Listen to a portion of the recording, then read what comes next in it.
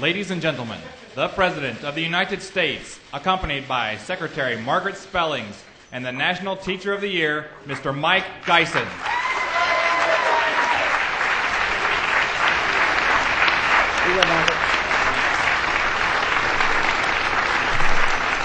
Good morning, good morning. Welcome to the White House. Welcome to the Rose Garden. We're walking out the Oval Office. Mike turns to me and says, "I like what you've done with the place."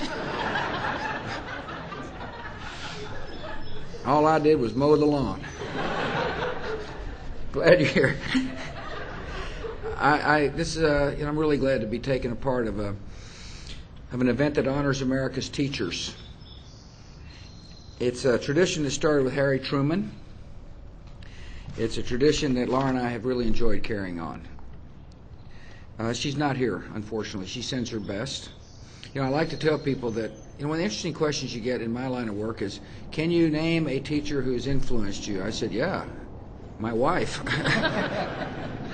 But she and Jenna are out promoting a new book that they wrote called Read All About It. I'm not suggesting that people buy it, of course. That would be unseemly here in the Rose Garden. But it is a book where they're attempting to promote literacy. She sends her love. She understands what it means to be a teacher. We were so honored that our little girl chose to be a teacher as well. It made her dad feel really well, I'm sure. I just hope you know the influence you have on children. I suspect you do. That's why you're such a good teacher. It's, good teachers hear a call. Good teachers are empathetic souls. And really, the best teachers have a special intuition. And I suspect a little potential. And so the ability to see potential and the ability to have the patience necessary to watch it grow. I want to thank you for nurturing young minds. I thank you for providing such wonderful examples. And I thank you for inspiring the imaginations and unleashing the talents of our nation's young. I'm up here with not only Teacher of the Year, but with Margaret Spellings, the Secretary of Education. I do want to welcome Senator Gordon Smith and Senator Greg Walden. It turns out they're both from the state of Oregon. I wonder why you're here. But anyway, I'm glad you're here. Thank you for being strong supporters of the teachers in your state. I welcome the State Teachers of the Year. I really enjoyed seeing you in the Oval Office. It's fun for me to be able to greet you and say thank you. And I can't thank you enough for serving as such great role models for other teachers in your states. And we're sure glad you're here. I do want to thank the National Teacher of the Year finalist, Louis Chapelier, who's with us. Thank you, Louis, from California. June Tyson from Michigan, as well as Tommy Smeagol from Virginia. That'd be Norfolk, Virginia. I'm obviously up here with the Teacher of the Year. I'll spend a little time talking about Michael in a minute. But I am so proud that his mom and dad have joined us, as is he. Thank you for coming. I know it brings you great pride to have raised a son who is dedicated to helping others. His wife is with us, for whom I'll say something else a little later. Son and daughter is with us, as well as brother. Thanks for coming. Finally, we got Ken James, President-elect, Council of the Chief State School Officers, who administers the Teacher of the Year program. Thanks for coming. And the rest of you are welcome here, too. One of the things that Margaret and I have tried to do is help teachers be able to set high standards and to achieve accountability, and that was the spirit behind passing No Child Left Behind Act. It basically, if you really think about the act, it refuses to, what I used to still call, refuses to accept the soft bigotry of low expectations. I firmly believe that if you have low expectations, you'll achieve them. I believe that when you say to people, we want you to achieve high expectations, you really have got this great faith in the human potential. I also believe that if you're a teacher, that you ought to welcome a law that says we trust you in your ability to set high expectations. And secondly, behind that law is the notion that we'd like least to know whether or not people can read, write, and add and subtract. Good teachers understand that. As a matter of fact, the Teacher of the Year understands that, and I suspect you all do as well. I'm often told that the accountability system is meant to punish. I don't think so. I think it's meant to diagnose and correct and reward. And you're Teachers of the Year because you've got kids in your classroom who are excelling. And the reason we know is because we measure. And so I want to thank you for being people willing to set high standards. Curiously enough, because we do measure, we have learned this fall that fourth graders and eighth earned the highest math and reading scores in the history of our nation's report card. That's a positive sign. Eighth graders set a record in math scores. That was because we are people who believe in accountability. We're beginning to get a sense for whether or not the achievement gap in America is closing, and it must close in order for this country to realize its full potential. We understand that there's been some tough neighborhoods, but that should not be an excuse for mediocrity. And I know our Teachers of the Year understand that and are willing to challenge the status quo and expect the best.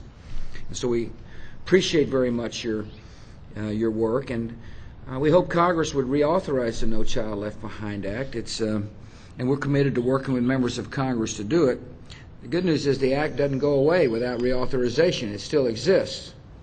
And so last week what Secretary Spellings did, because the act hasn't been reauthorized, is that she announced a package of reforms that the Department of Education is now implementing to improve the No Child Left Behind Act, reforms that support our teachers and provide help to struggling students. I mean, one thing about No Child is that when you find somebody struggling, it's important to get extra resources to help that child get up to speed now before it's too late. The reforms are going to help schools deal with dropouts, increase accountability, and ensure that more students get the tutoring we want. And so I want to thank you, Margaret, for being a leader, realizing the situation needs to be constantly improved and improving it. And I think you'll find these additional tools and these measures will help you, not hurt you, make it easier to do your job. And I hope, Senators and Congressmen, we don't give up on reauthorization. I understand it's an election year and sometimes things don't get done. But this is a really important piece of legislation, and I thank you all for supporting us the first round, and I hope we can work together on this round as well. One person who believes very strongly in the potential of each child is our Teacher of the Year, Michael Geisen, who happens to be from Pineville, Oregon. Before he entered teaching, interesting enough, if you're from Pineville, one of the options for you is to be a forester. And he loves nature. He's an outdoors guy, and yet he really longed to be with his fellow citizens. There's no better way to do so than teaching. And so 7 years ago, after being a forester, he got in the classroom at Crook County Middle School. It's not an easy time for that school when he entered. Crook County had gone through 5 principals in 6 years. Students' test scores had flatlined. They were just maintaining, which is unacceptable. It's unacceptable, Michael. It should be unacceptable to everybody if we're just kind of maintaining. And so Mike saw his challenge, and he rose to it. He raised a good guy. Great teachers like Mike are optimists who believe in setting high standards. He believes that every child can learn if given a chance. And so when he became head of the science department, he created assessments for the students, and he put a system in place to measure results. That's what confident, optimistic people do. They say, I'm not afraid to measure. And if you believe every child can learn, then you want to assess to make sure they are. He knew the importance of parental involvement, so he created family-oriented school projects that would enlist moms and dads in their children's work. I suspect a lot of the Teachers of the Years understand how important that is, and that's why you're sitting out there. And he saw results. In his first 2 years as the department chair, the school state achievement scores in science rose from 55% to 72%, and they're still rising. Great teachers like Mike instill a love of learning in young people. And so he captivates his students. I told you about his humor, right? Did a fine job out here, President. Well, he takes that humor into the classroom. He also loves to use music in his classroom, and he has a hands-on science curriculum. So, like on the music deal. So he turns to songs to get people to pay attention. One of the greatest hits he's used is about gravity. One I like was a blues song written from the perspective of a lonely bacterium. Like, you can sing it here in the Rose Garden if you want to. Yeah, I probably suggest you don't, but I tried to dance her one time and made her. It didn't work. But here's what one of his students said. Mike Geisen is such an awesome teacher. I actually call him Mr. Geisen. He's an awesome teacher. He could make watching grass grow interesting. No wonder you're Teacher of the Year. One of his signature achievements is the annual science fair, where the students create everything from electric cars to electric hot dog cookers. The fair culminates with what Mike calls a legendary evening of science, creativity, food, and wackiness. It's not what a lot of people think of science class, to be frank with you. But nevertheless, it's the reason he's the Teacher of the Year. He's found innovative ways to use his innate humor and creativity to encourage students to take science seriously, and we need a lot of scientists in America. He also is a role model. You all are all role models. He teaches his students about the importance of service by demonstrating it in his own life. One of the things he's done is he's volunteered a lot of time to raise money for a rock climbing wall. He is an outdoorsman, as I told you. He strongly respects the environment, and he's a family man. He's a role model because he's a good family man. Jennifer's here. Thank you for coming. As is Aspen and Joanna. And as Mike says, he calls them his favorite teachers. Isn't that an interesting concept? I know they're proud of their dad, as is his family, and so am I. And so we join the Geisen family in congratulating Mike on his well-deserved recognition as the 2008 National Teacher of the Year. That's it. Maybe.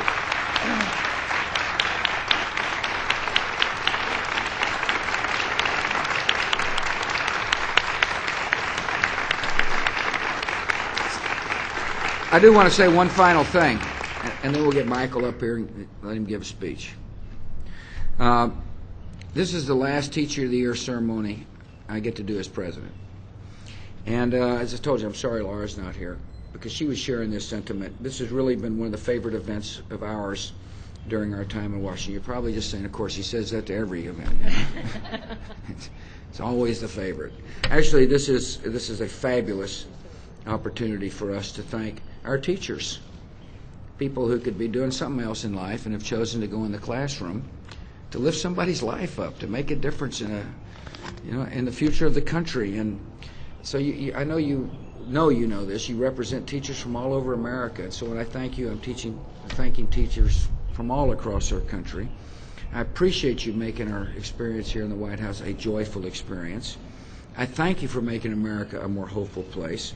And I ask God's blessings on your work and the work of teachers all across America. And now, the Secretary and I will give Michael his award.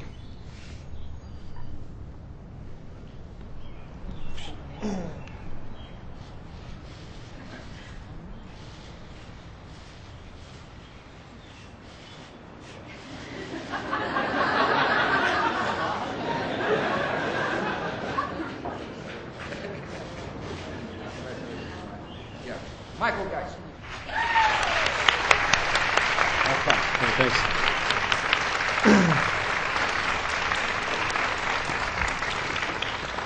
I feel like one of my seventh graders wadded up paper here in his pocket. That's all he's got. But he's there, It's good. Thank you, Mr. President and Secretary Spellings for inviting us here to the White House and honoring us for the important work that we do. Thank you to each of the teachers that have accompanied me on this life-changing journey. Teachers that are here with me today, my colleagues. and the teachers that have helped me grow over the years as a professional and as a human being. I want to say thank you to my family, especially to my wife, Jennifer, and to our two beautiful children, Aspen and Johanna. Your love and support are unconditional, and I appreciate it more than you know. And thank you to my students. You bring me great joy every day. Every day. And I wouldn't be here, of course, without them. So thank you to all of you. I'm greatly humbled to be standing here today. There is no one person in America that is the best teacher, and I certainly don't claim to be that. There are many, many different ways to capture the hearts and minds of our children, and my way is just one among many successful ways to do that. Those of us here today represent all of the remarkable teaching that is happening in this country of ours. We're simply 56 players on an exceptional team of literally millions of educators. So we do not stand here alone today. Plus, you guys are sitting. So, all right. Last fall, my 5-year-old son, Aspen, pay attention. You're in the front row, buddy. You're with me. Anyway, he told his good. I have to do this all the time. It's just like teaching school. He told his good friend Brady one day at school. He says, "My dad is the Oregon Teacher of the Year, and he gets to meet the President of the United States." And his buddy Brady was all excited. He came running out of school that day, and he told his mom. He says, "Mom, Aspen's dad is Teacher of the Year, and he gets to be the President of the United States." He's so excited. I actually just turned 35 on Sunday, so I am now constitutionally legal to run for office. President Bush, with all due respect, it's probably a good thing you're not running again this year. I've got the kindergarten vote wrapped up anyway. Depending on some of my 7th graders, what kind of grade they get, they might vote for me too. We'll see. But I think this really brings up a notable quality about children that we often overlook as adults. If they're not sure about something, they will give it a shot anyway. They'll just go for it. Children have this tremendous creative capacity and this natural curiosity about the world that I think as adults that we can really learn from and that we would really do well to foster. So often in public education, though, we squander this creativity. We squander the entrepreneurial spirit of children because we place such a high value on being right all the time. We need to realize that we as the United States in the 21st century have this unique opportunity, a tremendous opportunity to fulfill an emerging niche in the world economy. If we educate our children to do more than just do math, reading, and writing. Students need to know that we value more than just being right all the time. We need to really honor their creativity. We need to honor their desire to learn useful skills that are going to be relevant in the 21st century world. These are skills such as innovation and creativity, people skills like compassion and collaboration, and the ability not just to know the details, but to really see how it fits into the big picture. This is our real challenge, is to educate the entire child. Not just the left side of their brain, but the entire child. Each of the teachers that sits here today amongst us is here today because of their commitment and their courage to live in light of this fact. Children are fully human beings. Children are fully human beings. They're not conglomerations of hormones.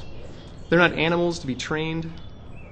They're not just numbers to be measured or future commodities to produce. They are our equals. They're the here and the now. And they are beautiful. Mr. President, on behalf of the 7 previous national teachers, Michelle Foreman, Chauncey Veach, Betsy Rogers, Kathy Malore, Jason Camrus, Kim Oliver, and Andrea Peterson, and their 385 Teacher of the Year colleagues, and from me and my 55 colleagues here today, thank you for taking the time in each one of your years of your administration to honor America's Teachers of the Year. We really appreciate it. Yeah.